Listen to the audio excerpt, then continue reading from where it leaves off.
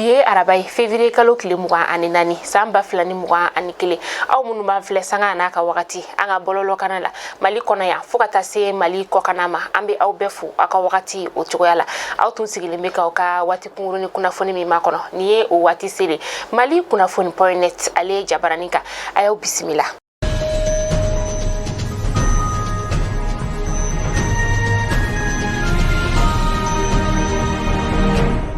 Anga ministri ɲɛma n'o ye Moktar Wani ale tun bɛ CNT maaw olu ɲɛma kuma kɔnɔna la sa a yirala k'a fɔ ko maa o maa ko e de kɛra sababu ye ni ka zone aéroportière ni o ye an ka pankuru jigiyɔrɔ o masurunya kɛnɛ sa maa minnu bɛ yen nɔ n'olu taara yɔrɔ jɔ a yɔrɔ la an ka ministri ɲɛma y'a yira k'a fɔ maa minnu kɛra sababu ye ni ka sɛbɛnfura di ninnu ma n'u taara ka taga yɔrɔ jɔ jamana marabagaw ka yɔrɔ kofɔlen o la sa ko donna nataw la kɔni ko ɲangili bɛna kɛ ka ni maa kelen-kelen bɛɛ lajɛlen olu sɛgɛrɛ hali n'o y'a sɔrɔ maa minnu bɛ yen nɔ sa k'olu ye furuba cakɛlaw ye ko maa si sen tɛna bɔ a ko la ko n'i kɔni sen yera la i bɛ nɔ minɛ.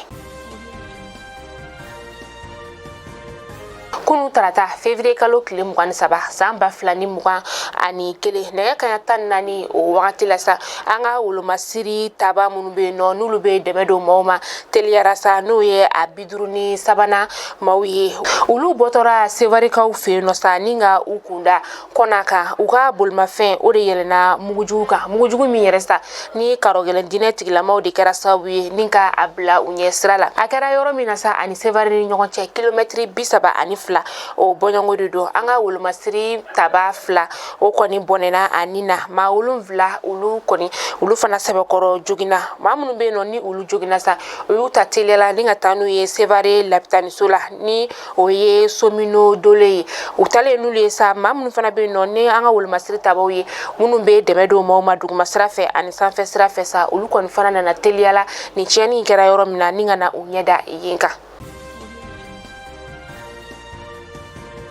Février kalo tile 17 tɛmɛnen Laginɛkaw ka drogue feerela ba dɔ bɛ yen nɔ min n'ale tun ɲininen don Laginɛ marabagaw olu fɛ a bɛ wagati caman bɔ an ka jamana marabagaw ni o ye an ka wolomasiri tabaw fana ye olu ye tɛgɛ da nin cɛ in kan sa a kɛra février kalo tile 17 Sɛbɛnnikɔrɔkaw olu fɛ yen nɔ u ye tɛgɛ da kan ni k'a bila ka taa Laginɛkaw ka jamana kɔnɔna la a yirala k'a fɔ ko a ka baara ye fɛn min ye o de ye ka ɲɛnamini fɛn n'o o ye drogue ye sa k'o feere jamana caman ani ɲɔgɔn cɛ a bɛ nin baara in na a bɛ wagati caman bɔ a tun bolilen don u ka jamana marabagaw tun bɛ ka a ɲini nka an bɛ wagati min na i n'a fɔ sisan an ka jamana marabagaw ye a di Laginɛkaw olu ma.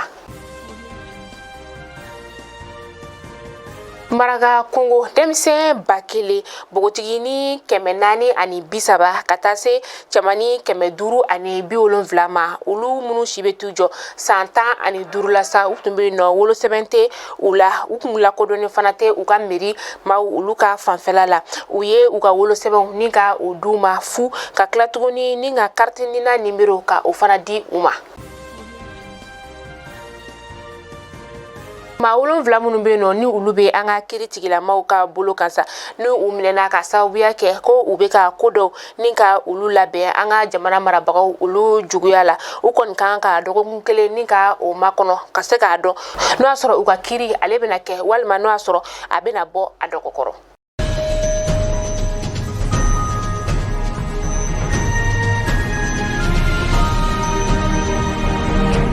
An ta kokan kibaru la Laginɛkaw ka jamana o kɔnɔna la sa Ebola boloci baaraw olu daminɛna kunu u ka dugu min na sa n'o bɛ wele ko Guake yɛrɛ sa a bɛ u ka jamana tilebiyanfan o fɛ k'aw hakili jigin k'a fɔ ko Ebola a ye maa 9 o de minɛ maa 6 o tanyana. Senegalikaw fana ye u ka coronavirus ye boloci baaraw ni ka olu daminɛ kunu tarata doya in na u ye a baaraw daminɛ kunnafonidilaw olu ɲɛna walasa wolofaw olu bɛ se ka danaya ta ni ka da u ka jamana marabagaw ka boloci baaraw olu kɔnɔna la u ka jamana maa 20 bɔɲɔngo boloci baara daminɛna olu fɔlɔ o de la.